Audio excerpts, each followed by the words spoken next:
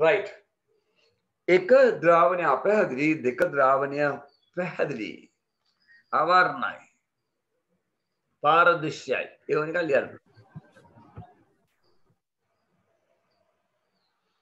ඒ වුණ එක කොහෙද ලියන්න? එක ද්‍රාවණය අපැහැදිලි, දෙක ද්‍රාවණය පැහැදිලි.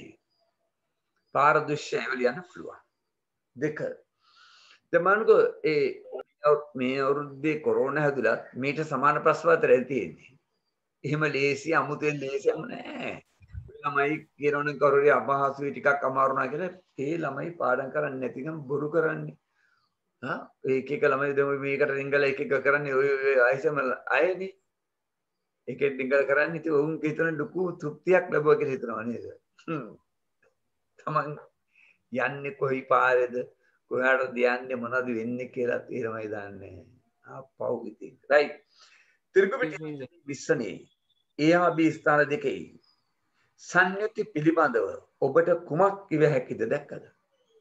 සංයුතිය ඒ කොටස් වල තියෙන දේවල් වෙනස් නේ.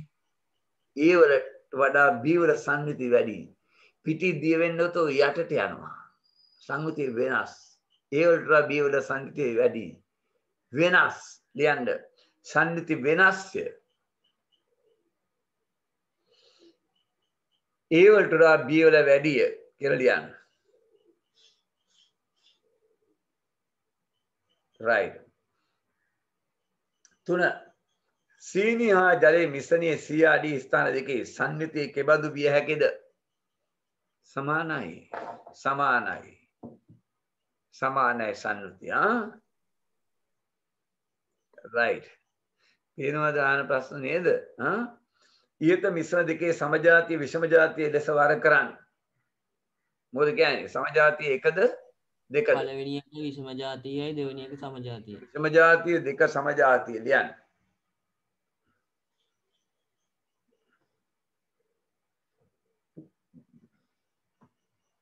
හරි. 5 සීනි ද්‍රාවණයට මධ්‍යසාර බිඳු කීපයක් මිශ්‍ර කළ විට සෑදෙන මිශ්‍රණය සමජාතියද නැත්නම් ත්‍රිමිශ්‍රම ජාතියද? හොඳ ප්‍රශ්නයක්. ඔබ දරුවෝ ඒ විදිහ කරලා ඔබ ගෙදර තියනවා නම් අරක්කු චුට්ටක් හේතු කරන්න එහෙම. නැත්නම් සීනි ද්‍රාවණයට නැත්නම් ලුණු ද්‍රාවණය හදාගත්තා නම් සීනි පොඩ්ඩක් දිය කළ එකතු කරන්න. ඉදරහ ගන්න කියන එක.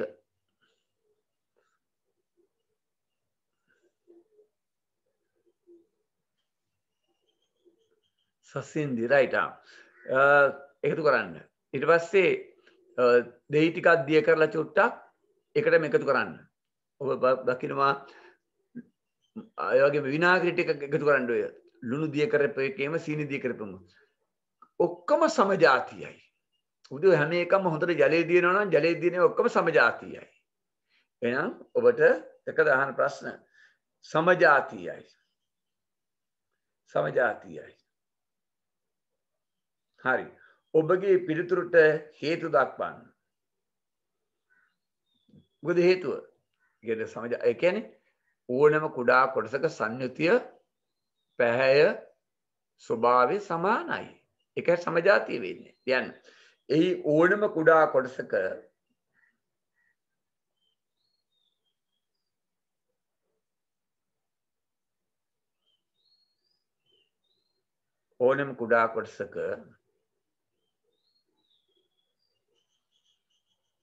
සංයුතිය වර්ණය ස්වභාවය සමාන නිසා සමාන වේ.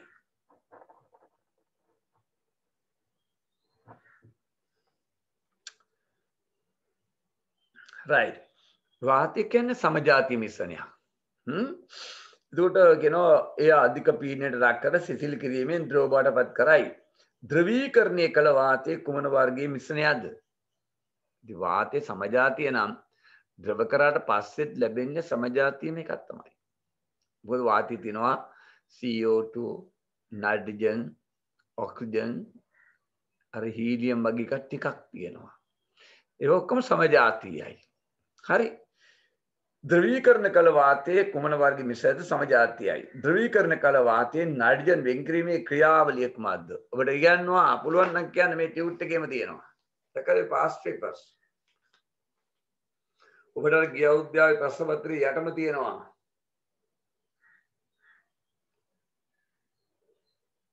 හරි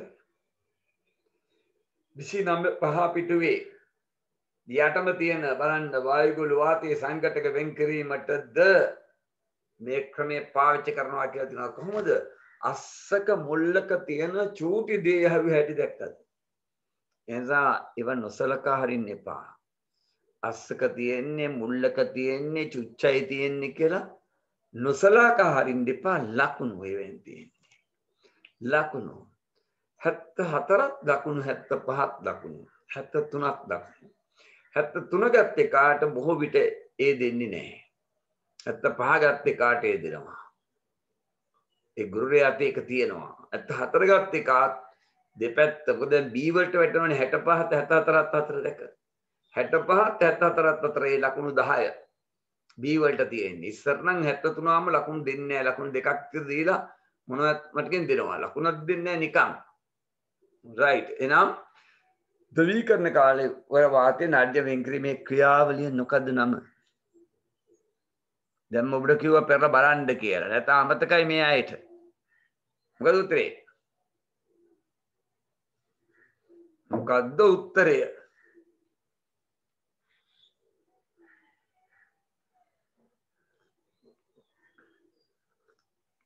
මොකද්ද භාගික ආසවනය.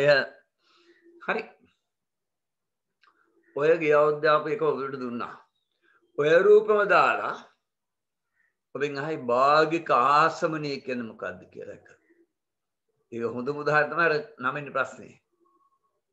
ඒකට ඒ හරි කරනකොට ඔබට කියලා දෙන්නම්කෝ. තව ටිකක් කල් තියෙනවා. භාගික ආසමනය right. 3 බොහෝ විට දැක්කම දැන් මම මේ 3 වෙනි ප්‍රශ්නේ බොහෝ විට කරලා ඉවරනකොට සාකච්ඡා කරන්න වෙලා යයි. ඔබට හොඳ ටිකක් කරේ ගොඩක් කරා. ඔබ ඊට පස්සේ තියනවා 32 පිටුවේ 2006 ප්‍රශ්නය.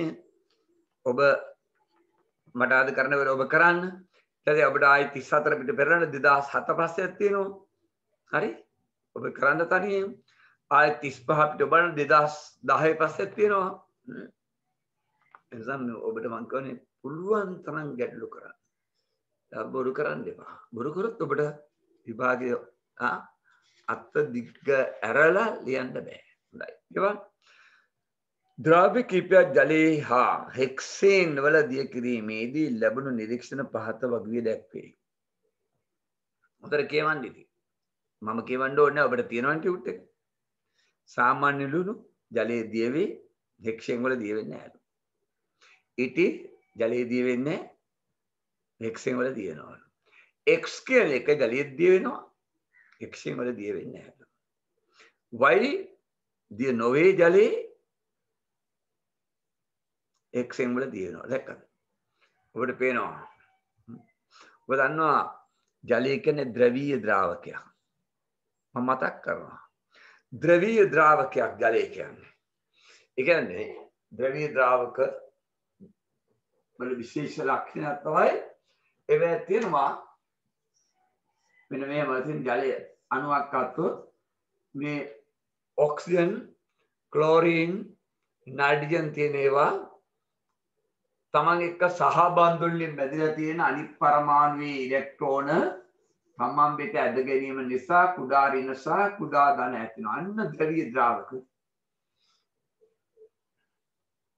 මේ ද්‍රවීය ද්‍රාවක වල විශේෂ ලක්ෂණ තමයි දෙක ඔබට මතක් කරනවා. එවැනි තවත් අණුවක් එක්ක දුබල බන්ධන හදනවා. කුඩා ඍණ, කුඩා ධන මේක ආපහු කුඩා ඍණ තියෙන. අන්තර් අණුක ආකර්ෂණ බල තියෙනවා. එනිසා තාපාංක වැඩි. විශිෂ්ට තාපධාරිතා වැඩි. ඔක්කොම ගන්නවා. බලන්න මේවා මධ්‍යස්වරයේදී වෙනවා. හරි? මධ්‍යස්වර කියන්නේ හරි C2H5OH මේකත් වැඩි ද්‍රාවකයක්. මේකෙත් කුඩා ඍණ කුඩා ධන තියෙනවා. නැත. විනාශිත කියන්නේ ඇසිඩික් ආම්ලය එක ද්‍රවීයයි මන්ද පෙන්නන්න CH3COOH කියන්නේ ඔන්නෝම තියෙන්නේ. මේ කුඩා ඍණ කුඩා ධන තියෙනවා. මේ අතර අන්තරණක බන්ධන තියෙනවා. HCl ගත්ත හයිඩ්‍රොක්ලොරික් අම්ලය ද්‍රවීය ද්‍රාවකයක් කුඩා ඍණ කුඩා ධන වෙනවා. මේ ජලයේ දිය වෙන්නේ අම්ල ඕනෑම අම්ලයක් ජලයේ තියෙනවා. මේ අන්තරණක බන්ධන හදනවා කුඩා ඍණ කුඩා ධන අතර. අන්න එහෙම පුළුල් දැනුමක් තිබුණාම ඕනේ ප්‍රශ්නයක් ඔයගොල්ලෝ මට්ටමින් අහන්න කියන්නේ. මේ ඔක්කොම රූප සටහන් සහිතව ඔබට දීලා තියෙනවා. මේ ටියුට් එකේ. හරි. ඒතර අහනවා එහෙනම් අර හෙක්සේන් කියන්නේ හෙක්සා කියන්නේ 6යි. කාබන් 6ක් තියෙනවා. ඉතින් හෙක්සේන්. හරි. මේක හයිඩ්‍රජන් කාබන් පමණක් තියෙනවා. හයිඩ්‍රෝකාබන් නේ. මේ හැම එකෙම H තියෙනවා. මම කීපයක් අදිනවා. ඒවා ඉලෙක්ට්‍රෝන ඇද ගන්න එකක්වත්. හෙක්සේන්. ද බූතේල් කියන්නේ සයික්ලෝහෙක්සේන් කියන එක. සයික්ලෝහෙක්සේන්. ඔබට අහන්නේ නැහැ මේවා බය වෙන්න එපා. ඔබට මම පැහැදිලි කරන්නයි මේ දෙන්නේ. මේ සයික්ලෝහෙක්සේන්. සයික්ලෝ කියන්නේ මේම වලල්ලක් තියෙන එක. මේ බූතේල් ජලයේදී වෙන්නේ මේක ද්‍රවීය නැහැ. මේ නිකන් හෙක්සේන් එක. අර මේ අපි දන්න මොනවද මේ පෙට්‍රල් කියන්නේ ඔක්ටේන්. ඔක්ට කියන්නේ 8යි. තව කාබන් දෙකක් ඕන එක. දැන් පෙට්‍රල් ඩීසල් ජලයේදී වෙන්නේ නැහැ නේ. ඒක නිර්ද්‍රවීය ද්‍රාවක. ඒව නිර්ද්‍රවීය ද්‍රවයෙන් තමයි දිය වෙන්නේ. දැන් අපිට වෙනවා ඉටි හෙක්සේන් වල දියනවා. ඉටි නිර්ද්‍රවීය. තාර නිර්ද්‍රවීයයි. නිර්ද්‍රවීය දිය වෙන්නේ. දැන් මේ පැහැදිලි කිරීමක් දෙන්නේ ඔබට. යම් ද්‍රව්‍යයක් ද්‍රාවකයක් තුළ දියවීම හෝ දිය නොවීම රඳා පවතින්නේ එම ද්‍රව්‍ය හා ද්‍රාවකයේ කුමන ගුණයක් මතද? දැක්කද? එම යම් ද්‍රව්‍යයක් ද්‍රාවකයක දැන් ජලයේ ද්‍රාවකයක් වෙතින් ජලයේ ද්‍රාවකයක් අර ද්‍රාව්‍යනේ වෙතින් ලුණු ඊටි XY හෙක්සේන ද්‍රාවකයක් දිය වෙන මාර්ග ද්‍රාවකයක්. දැක්කද? එහෙනම් ද්‍රවීය නිර්ද්‍රවීය ගුණය මත ඒ ගුණය මත තමයි යම් ද්‍රව්‍යයක් දෙවීම නොදෙවීම රඳා පවතින. දැක්කද? පස්ස මූල ධර්ම මත රඳා පවතින්නේ. මූල ධර්මය අහන්නේ. يعني එම ද්‍රව්‍යේ ද්‍රවීයතාව නිර්ද්‍රවීයතාව මත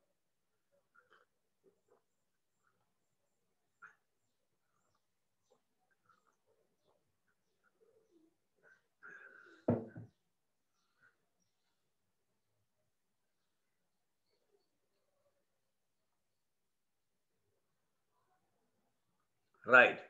එකද අහන ඊළඟ ප්‍රශ්නය. ඔබ ඉහත එකෙහි සඳහන් කළ ගුණය ඇසුරෙන් ද්‍රව්‍යයක් ද්‍රාවකයක තුල දිය වෙන ආකාරය කෙටියෙන් විස්තර කරන්න රචනාවේ ලියන්නේ. එතකොට ද්‍රවීය ද්‍රාවකයක එවැනි ද්‍රවීය ද්‍රව්‍යයක් අන්තර් අණුක ආකර්ෂණ බලය තියෙනවා. ඒ නිසා හොඳින් දිය වෙනවා. එතරයි එකට යන්න ද්‍රවීය ද්‍රාවකයක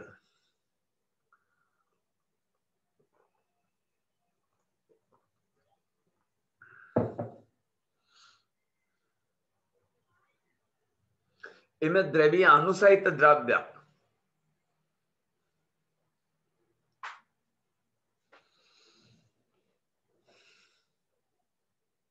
අතර අන්තර් අණුක බන්ධන සෑදී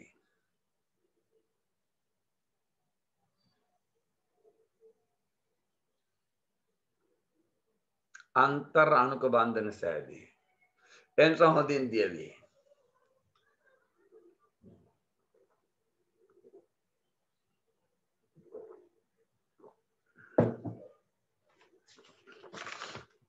තව පොඩ්ඩක් යට යන්න. නිර්ද්‍රවීය ද්‍රාවක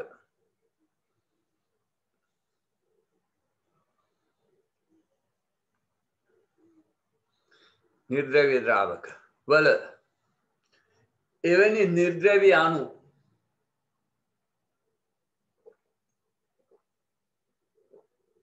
සහිත ද්‍රව්‍ය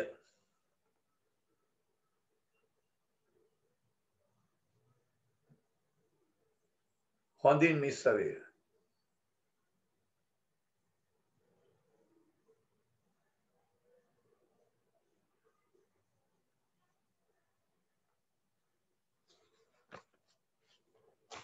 right. එහා පැත්ත අංක 32 පිටුව. ඔබ ඉහත දෙකේ සඳහන් කළ සම්බන්ධය තහවුරු කරන නිදසුන් දෙකක් වගුවෙන් උපුටා දක්වන්න. කොහොමද? ඒ ඔබ ඒකේ හැකියාව තියෙන. ඒ ඔබ ඒ කියපු ඒ දිය වෙන ගුණය නිදසුන් සහිතව වගුවෙන් උපුටා දක්වන්න. බලන්න කොච්චර උන්ට පස්සද කියලා. ඒතර ඔබට මොකක්ද කියන්නේ? අර ජලීය ද්‍රවීයයි. නේද? ලුණු අයනික බන්ධන සහිතයි. අයනික බන්ධන සහිතයි. ඒ නිසා ඒව අතර අන්තර්වණක බන්ධන හදනවා. ඒකයි දිය වෙන්නේ. මේ ඔක්කොම ඔබට නේටිවුට් එකේ මේ වගේ රූපත් එක්ක කිව්වා. ලියන්න. ජලීය ද්‍රවීයයි. වැඩි ඉඩක් ගන්න තු ලියන්න ජලීය ද්‍රවීයයි. NaCl අයනිකයි.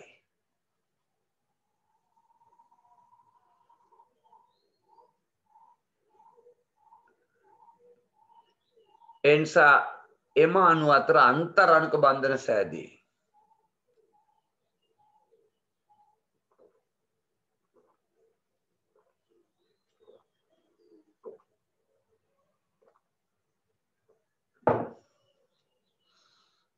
තව කල්යන් දෙකක් තියන්න බෑ. ඒතර අපි අනිත් පැත්ත කියමු මෙහෙම. ඉති නිර්ද්‍රවීයයි.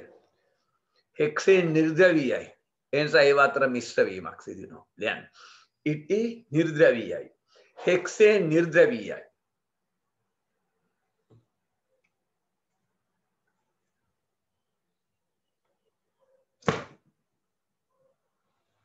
ඉති නිර්ද්‍රවීයයි. හෙක්සේන් නිර්ද්‍රවීයයි. එනිසා ඒවා එකිනෙක හොඳින් මිශ්‍ර වේ.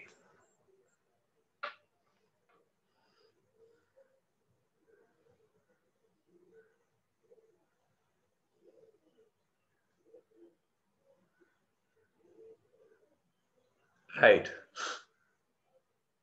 ඊළඟ බලන්න අංක 4 x y සංයෝග ජලයේ හා හෙක්සේන්හි දියවීම පිළිබඳ නිරීක්ෂණ අනුව x y සංයෝග කුමන වර්ගයේ අණු වලින් සමන්විත විය හැකිදයි සඳහන් කරන්න. දැක්කද? දෙක ඔබ ලියන්නකෝ. s ජලයේ දිනනවා නම් s කියලා ලියලා ජලයේ දිනනවා නම් එම අණුව ද්‍රවීයද නිර්ද්‍රවීයද කියලා ලියන්න. මොකද කියන්නේ රමිරු?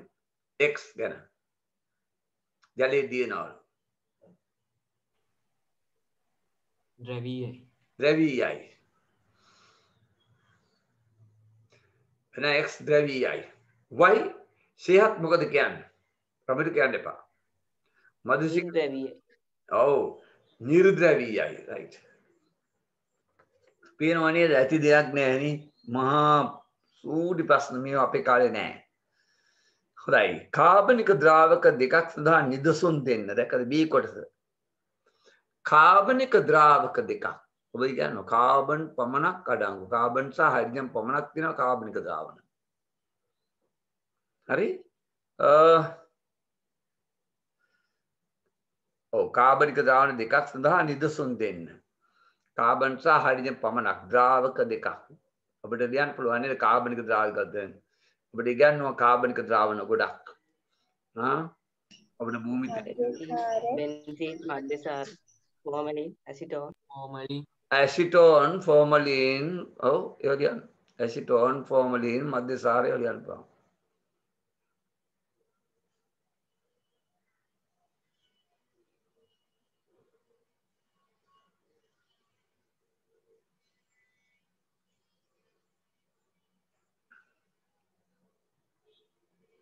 right. ඇඳුම් වියලි පිරිසිදු කිරීම යනු කුමක්ද? ඔය ඩ්‍රයි ක්ලීනින් කියන්නේ. වතුර දාන්නේ.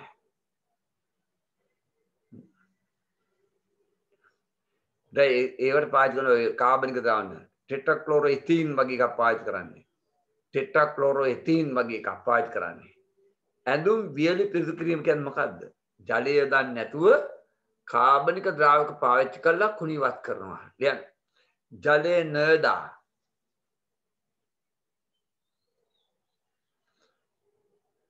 කාබනික ද්‍රාවක යොදා ඒ අපද්‍රව්‍යවත් කිරීම.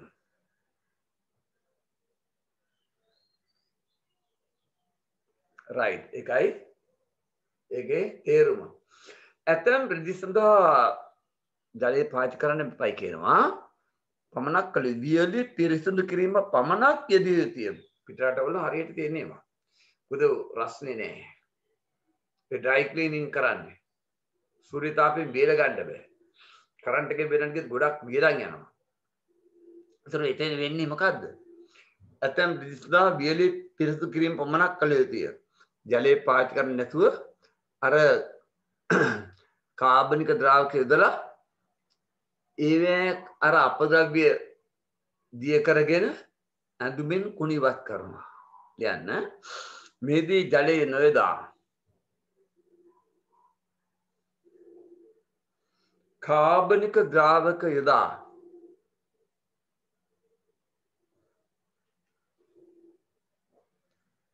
පිරිසිදු කිරීමයි. පිරිසිදු කිරීමයි. මේදී ජලය යෙදුවොත්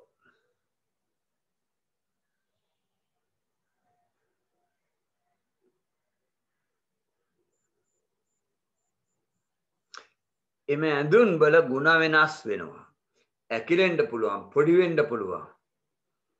ඒ ඇඳුම් වල ගුණ වෙනස් වෙයි, right? හොඳයි.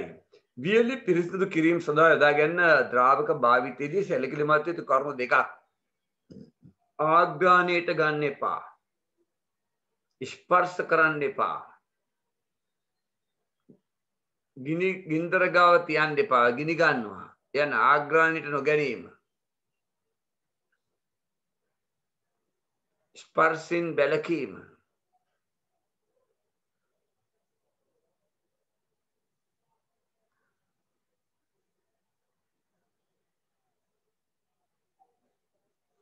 ගින්දර අසලට නොගැනීම. right. වෙනෝනේ පුළුවන් තරම් මෙහෙම ප්‍රශ්න කරන්න. ඔබ නිකන් මේ තියරි පොඩ්ඩක් කළා අර මං කිය ගිය අවුරුද්දේ සමහර ළමයි කිව්වනේ නගින් සිලබස් එක කොම කවර් කරන්නේ නැහැ සර්. පාස් පේපර්ස් කරා සර්. යම්මේ මන් දන්නේ. පාස් පේපර්ස් විතරක් කළා මේ විභාගයන්නේ. ඒ ගිය අවුරුද්දේ අහපේක ඒ විදිහම එනවද? එහෙම කටපාඩම් කරලා ලියන්න පුළුවන් තියරි එකක් දන්නේ නැතුව ළමයිගේ දැනුමේ තරම right ඊළඟට 2006 ඔව් තව අපිට වෙලා තුනවා 2006 මේකෙන් බොහෝ විට ඉවර වෙයි. ඔය දින බලන්න ප්‍රශ්නේ කොහොමද කියලා ඉතින් ඔන්න රසායනගාරයේ තිබු එතිල් මධ්‍යසාරය අඩංගු බෝතලයකට අරක්කු තියෙන එකට අත්තර දීමකින් ජලය මිශ්‍ර විය. දැන් ගෙදෙද්දි නම් ඔක අත්තර දෙන්න වෙන්නේ. තාත්තා අම්මා මම්මා පප්පා ආච්චි සීයා අත්තර දෙන්නේ නෙමෙයිනේ මධ්‍යසාරට පොඩ්ඩක් සැන්ඩියට ජලය දානවනේ නේද රමිරු නේද මදුසිකා නේද මනුල්ලයා මනුල්ල කතාත් නෑ පොඩ්ඩක් සැන්ඩි දානනේ හිරුනේ කෝෂිලා පොඩ්ඩක් මධ්‍යසාරට පොඩ්ඩක් සැන්ඩිය දාලා උගුරෙන් පහළට යවන්න. එහෙම නැත්නම් ස්ප්‍රයිට් කොකා කෝලා සෝඩා දැන් මගෙන් අහේ රමිරු සර් මොනවද මිස් කරන්නේ කියලා. රයිට් මම අමුයෙන් ගහන්නේ රයිට් අහගන්න. අඩංගු බෝතලයකට අත්තර දෙමකින් ජලය මිශ්‍ර වී එතිල් මධ්‍යසාරය අනු තාපාංකය රයිට් තාපාංකය 78ක් වන ජලයේ හොඳින් දියවන අවර්ණ වාෂ්ප සිරී ද්‍රව්‍යයකගේ ගුණ දීලා තියෙනවා. ජලය හා එතිල් මධ්‍යසාරයේ මිශ්‍රණයෙන් එතිල් මධ්‍යසාරය පමණක් වෙන් කර ගැනීමට අදහස් කර සිසුන් කණ්ඩායමක් ඒ සඳහා පහත දැක්වෙන අන්දමේ ඇටයුමක් භාවිතා කළහ. එතකොට ඔය ඇටයුමේ ඔය තාපි සපේන යටි නේද? ඔය ඊතරේ දාලා තියෙන මොකක්ද ඊතරේ දාලා තියෙන එක නම කියන බලන්න. විභාගෙට එකපාරක් ඕක හැව්වා. මගේ හොඳම ගෝලයාට ඒක ඔව්. ඒක ලියන්න අමතක වෙලා තිබුණා. ඒ අද ලංකාවෙත් නැහැ. ඒකක් අරගෙන ඊට පස්සේ විශ්වවිද්‍යාලෙට ගිහිල්ලා රසායන විද්‍යාව ස්පෙෂල් එකක් කරලා අද ඇමරිකාවේ PhD එකක් කරන්න ගිහිල්ලා රයිට්. ඔය තාපි සපේන එකේ පැත්තකින් දාලා තියෙන එක ඔව් මොකක්ද ඒක? තෙපාව එනම් කරගන්න තෙපාව කියලා. රයිට්. ඇටයුමට උෂ්ණත්වමානය සවි කිරීමේදී ඒ බල්බේ රූපේ දක්වන අන්දමට ප්ලාස්ටිකයේ පැති නලයේ සිදුරුව පිහිටි මට්ටමේ රැඳවීමට මධ්‍යසාර රැස් කිරීමේදී උෂ්ණත්වමානය පාඨාංකය 78ක පමණ අගයක් පවත්වා ගැනීමටත් ඌ කටයුතු කළේහ. දැක්කද? මධ්‍යසාර විතරයි වෙන් කරගන්නේ. මධ්‍යසාර අංශක 78 දී වාෂ්ප වෙනවා. ජලය ගැන දීලා නැහැ. ඔබ අත්දැකීමෙන් දන්නවා ජලයේ වාෂ්ප වෙන උෂ්ණත්වය කීයද? හිරුණු කීයද ජලයේ වාෂ්ප වෙන උෂ්ණත්වය? ජලයේ නටනට වාෂ්ප වෙන උෂ්ණත්වය තාපෙදී පස්සේ කියලා දෙනවා. එදිනදා ජීවිතය රමිරු ගෙනින් මම හැවි හිරුණිගෙන්. රමිරු වෙනින් හිරුණි ගෙනින් රමිරු පෙනී හිටිනවද වෙන්න බෑ. හිරුණි ඉන්නේ වැඩි යමුනේ මේ හන්දරද්දී උත්තරේ පේන්නේ නැහැ දැම්මට. අනේ ආගේ නෙමෙයි. හිරුණිගෙන් මං අහන්නේ. හරි උත්තරේ දැම්මට පේන්නේ පේනක කියන්නේ නැත්නම් කිව්වේ නෑ දැම්මේ. අකට වහගෙන අහගෙන ඉන්නවා. මනුල්ලත් මං හැවි. හිරුණි කීයද ජලයේ වාස්තන උෂ්ණත්වය? ඔය අගේ දැම්මට ඒකකත් එක දාන්න ඕනේ ඈ. හිරුණි මොකද්ද උත්තරය?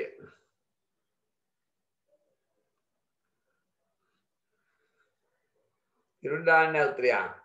කෝෂිලා උත්තරේ කීයද? කෝෂිලා ගියාද දන්නේ? කෝෂිලා ගණන් පන්තිරේ ගිහිල්ලා ඇති තමයි. ඉන්නවනම් දායි උත්තරේ. ඉන්නවනම් ඉන්නවයි කියයි. නැහැ කියන්නේ ගණන් වල ටැට් ගිහිල්ලා. මං කිව්වේ පෙනී හිටිනවා ඊට පස්සේ යනවා ගණන් වල ඔන්ලයින් එකට. භාගෙට භාගෙ. ඒ කියන්නේ මේකෙන් ඕනේ ටිකයිනේ. හරි. කරලම බලන්න රහ විදිහ. මං කිව්වේ දැන් මේකේ ඉන්න විත්තිය පෙන්නවා ඊට පස්සේ නෑ. ඒ ගණන් ඔන්ලයින් පන්තියේ. ඒකට මාරුයි කියලා ගණන් මේකට වඩා වැදගත් නම් කමක් නෑ. කමක් නැති මේක කරලා බලන්න. නෑනේ දාන්නේ නෑ. දාන්නේ නැහැ. හරි. හිරුනේ කීයද? අකිල උත්තරේ කීයද? අකිල හිටියා. අකිල ඉන්නවා.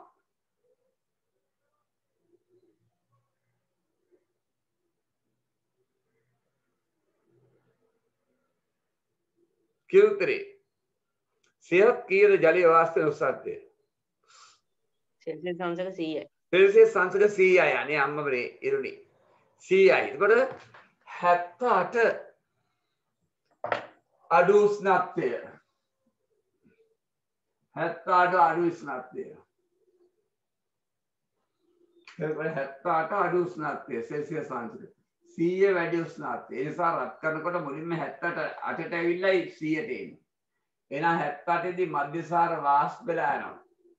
මධ්‍යසාර වාෂ්ප වෙනවා. ජලයේ ද්‍රවස්‍යම තියෙනවා. දියවස්‍යම තියෙනවා. ජලයේ වාෂ්ප වෙන්නේ 100 දී ජලය.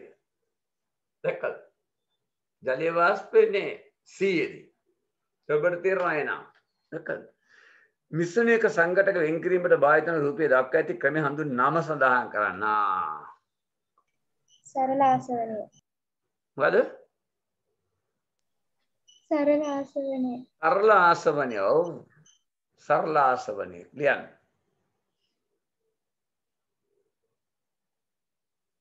ඒකට අහන දේ බලන්නකො බොහොම සරලව අහන්නේ. සරල ආසවනය.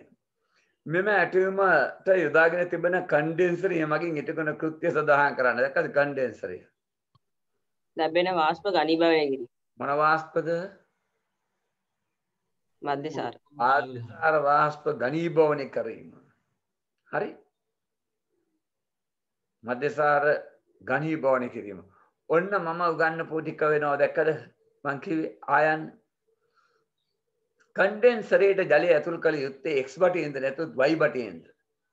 ඔබේ පිළිතුරේ දක්වන්න. දැක්කද? X වලින්.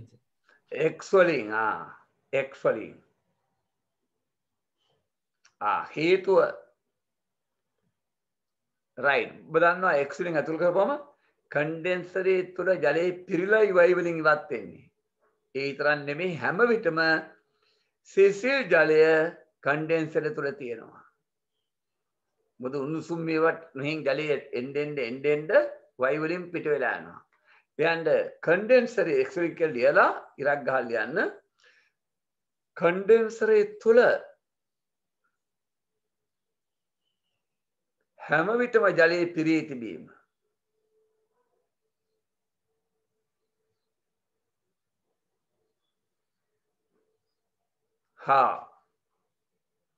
හැම විටම අලුත් ජලය සිසිල් ජලය එකතු වී තිබීම.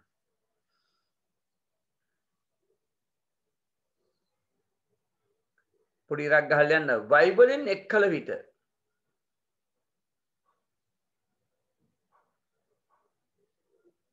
කන්ඩෙන්සරේ තුල ජලය නොරැඳී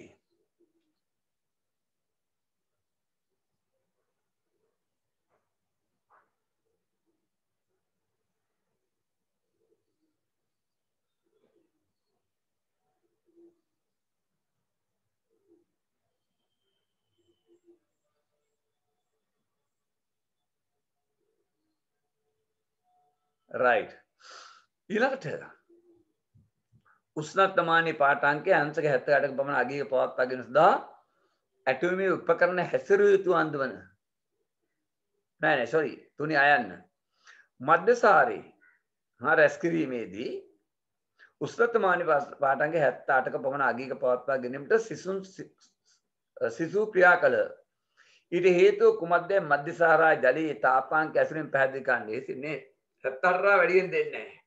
අර රත් කරනවා ජල තාපකයේ තියෙනවා ජලයේ රත් වෙලා තමයි මධ්‍යසාර රත් වෙන්නේ. උදරහ ගන්න. එතකොට අර උෂ්ණත්වමානී පාඨාංකයෙන් අර වාෂ්පය බල්බේ ගැටිලා උෂ්ණත්වමානී ගැටිලා උෂ්ණත්වය වැඩි වෙලා පෙන්නනවා. 78 ලං වෙනකොට රත් කරන එක නවත්වනවා. නැත්නම් 78 වැඩි වුණාම ජලයත් වාෂ්පයට පටන් ගන්නවා. මොකද ජලයේ වාෂ්පනේ අංශක 100දී. ඒ නිසා ඔබට කියනවා 78ක පමණ අගයක පවත්වා ගැනීමට සිදුම් ක්‍රියා ඊට හේතුව කුමක්ද මධ්‍යසාරා ජලයේ තාපාංක ඇසුරින් පැහැදිලි කරන්න. ජලයේ වාෂ්පනුසතිය අංශක 78යි. මධ්‍යසාරයේ 100යි. එතකොට 78ට වඩා වැඩියෙන් රත් කරොත් ජල වාෂ්ප පිට වෙන්න පුළුවන්. එකවරක් ගන්න. යන්න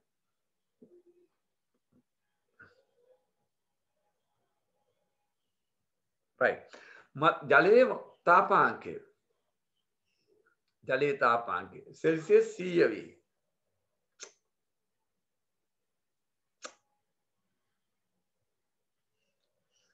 මේ නිසා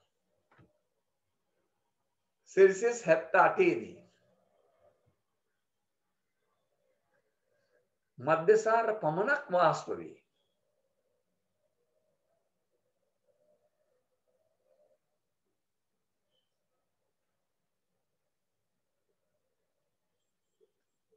එනිසා ජලයෙන් තොරව මධ්‍යසාර වෙන් කරගත හැකි වේ.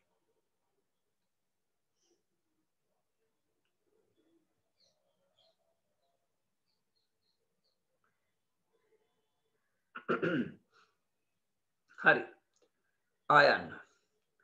උෂ්ණත්වමානී පාඨාංකය 78ක පමණ අගයක පවත්වා ගෙන සදා ඇටෝමීය උපකරණ හැසිරවිය යුතු අන්දම ප්‍රදාන කරන්න. හරි වැදගත්. මේ අපි ප්‍රායෝගිකව අපි කරලා තියෙනවා. දැන් තාපේ සපේනවනේ ප්ලාස්කුවට බීකරේ යටින් රත් කරනවනේ. අර උෂ්ණත්වමානී පාඨාංකය 78 වෙනකොට අපි රත් කිරීම නවත්තනවා. ආයි උෂ්ණත්වමානී පාඨාංකය අඩු වෙනකොට ආයි රත් වෙනවා. රත් කරනවා. ඒ වගේම අර ජලයේ සහ මධ්‍යසාර මිශ්‍රණයේ පාඨාංකය 78 වැඩි වෙන දෙන්නේ නැහැ. ලියන්න. උෂ්ණත්වමානී පාඨාංකය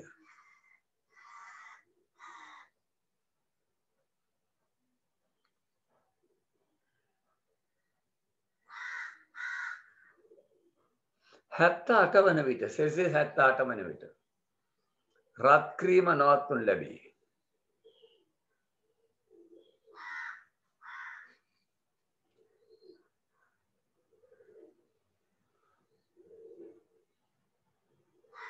රත් කිරීම නවත්වනු ලැබේ. 78ට අඩුවන විට නැවතත් රත් කරනු ලැබේ.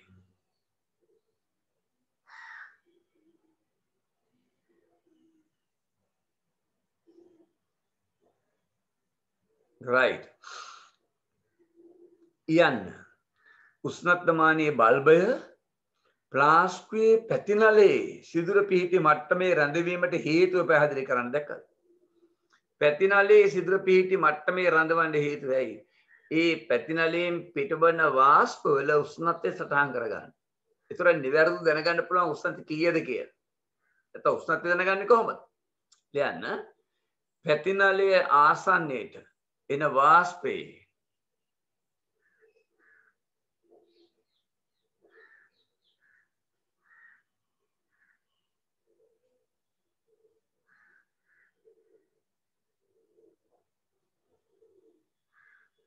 උෂ්ණත්වය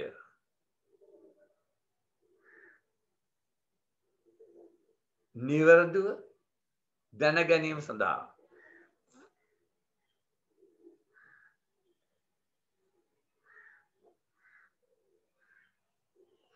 right ඊළඟ අංක 4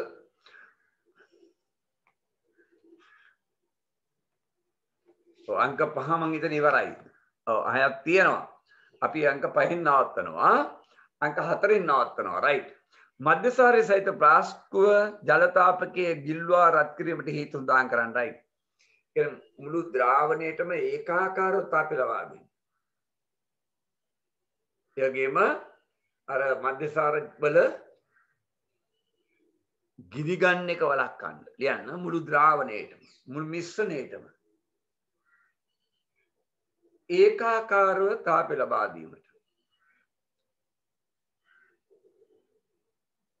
ඒකාකාරව තාපය ලබා දීමට. right. ඊටු ටික අපි අනිත් දවසේ කරමු. බොහෝ විට ඔබට තව එක දවසක් බොහෝ විට අපි මෙහෙම කරයි. ඊට පස්සේ අපිට පුළුවන් කරන්න මොකද මොකද අගිලට මොකෝ තේරුන්නේ නැහැ මට. right.